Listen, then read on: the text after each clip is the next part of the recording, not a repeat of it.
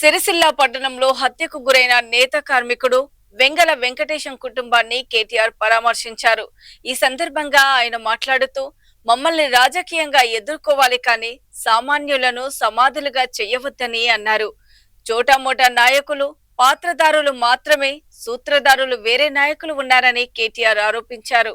వెంగల వెంకటేశం హత్య వెనుక ఎంతటి వారు ఉన్నా ఆ కుటుంబానికి న్యాయం జరిగే వరకు వదిలిపెట్టమని హెచ్చరించారు. వెంగల వెంకటేశం కుటుంబానికి అండగా ఉంటానని, మృతుడి కూతురు చదువుకు అయ్యే ఖర్చు మొత్తం నేనే భరిస్తానని, ప్రభుత్వం వారికి ఇల్లు కట్టించకపోతే నేనే కట్టిస్తానని కేటీఆర్ హామీ ఇచ్చారు.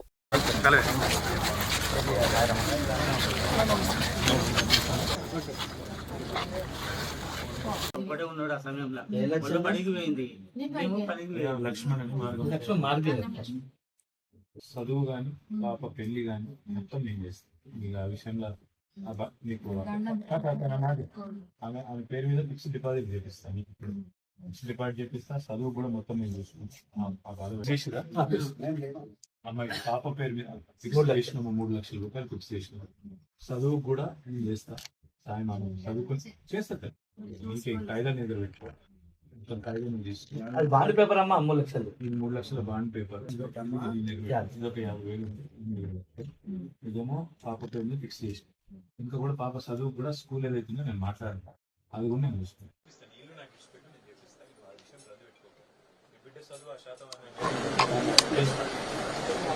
ప్రిన్సిపల్ గారు, నేను ఇక్కడ మన వెంకటేశం గారి ఇంటికి వచ్చినాను. నేను చనిపోయింది కదా, మీ శాతవన స్కూల్లో వాళ్ళ పాప చదువుతుంది, ఫస్ట్ ర్యాంక్. ప్రసన్న, నమస్తే అండి. నేనేమంటున్నానంటే పాప ప్రసన్న కదా, ప్రసన్న ఆ అమ్మాయి ఇప్పుడు 5th క్లాస్లో ఉంది. మొత్తం ఆ అమ్మాయి 10th దాకా నేనే చదివిపిస్తాను. మీరు ₹1 కూడా మీరు తీసుకోకూడదు, నేనే మొత్తం కడతాను. ఓకే, వాళ్ళని అడగొద్దు. నేను చక్రపాణికి చెప్తాను, మీరు ఏమన్నా చక్రపాణికి వచ్చి టచ్ అడగదు. Thank you. మీ పాప అసలు నేను కట్టిస్తా. 3 లక్షలు ఆ పాప పేరు మీద ఫిక్స్ చేయించిన. ఆమె పెద్దగా అయినా వస్తుంది, ఒక 50,000 ఇస్తాను. ఇంకేమంటే కూడా నేను చేస్తాను, భయపడను. నేనేమంటున్నాను చూస్తాను. ఫస్ట్ అయితే కానీ ఇల్లు కానీ, తర్వాత పాప చదువు, తర్వాత ఇల్లు కూడా నేను కట్టిస్తాను చెప్తాను. నేను ధైర్యం ముందు ఫిక్స్ డిపాజిట్ కూడా చేసాను. వాళ్ళకి శిక్ష పడేదాకా ఇచ్చిపెట్టు. ఇక నేను చూసుకుంటే ఏమన్నా మన వాళ్ళు వస్తుంటారు, వీణ వాళ్ళు వస్తారు, శంకరన్న వస్తారు, ఏమున్నా మేము అందరం వస్తాం. ఓకే పాప, ధైర్యం ఉండాలి. ఓకే,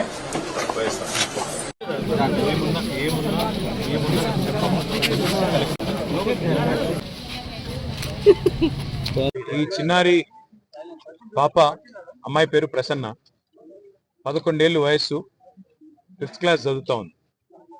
ఇవాళ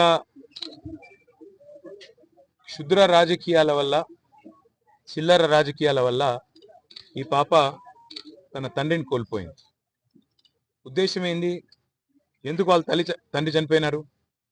ఒక్కటే ఒక్క కారణం, ఏదన్నా చేసి రాజకీయ లబ్ధి పొందాలి, అవసరమైతే మనుషుల ప్రాణాలు తీసైనా సరే, చంపేసైనా సరే, రాజకీయంగా బదనాం చేయాలి అనే ఒకే ఒక్క చిల్లర ప్రయత్న భాగంలో ఇవాళ వెంకటేశం గారు మన మధ్యన లేకుండా పోయినారు. వాళ్ళ భార్యని, వాళ్ళ తల్లిని, వాళ్ళ పాపని అనాథన చేసి ఇవాళ ఆయన పోయినాడు.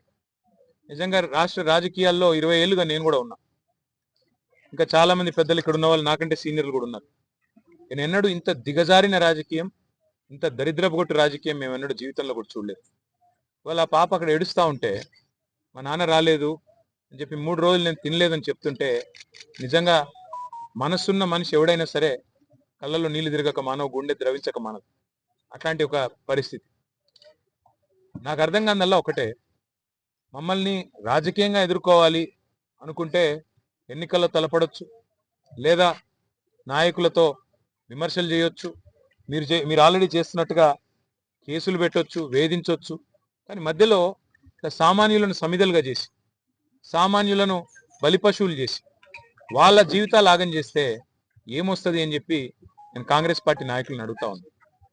చనిపోయింది వెంకటేశం గారు, చంపింది, అరెస్టు చేసింది చిన్న చిన్న నాయకులు, చోటామోటా కాంగ్రెస్ నాయకులను అరెస్ట్ చేసినారు. కానీ ఆ చోటామోటా కాంగ్రెస్ నాయకులు కేవలం పాత్రదారులు మాత్రమే.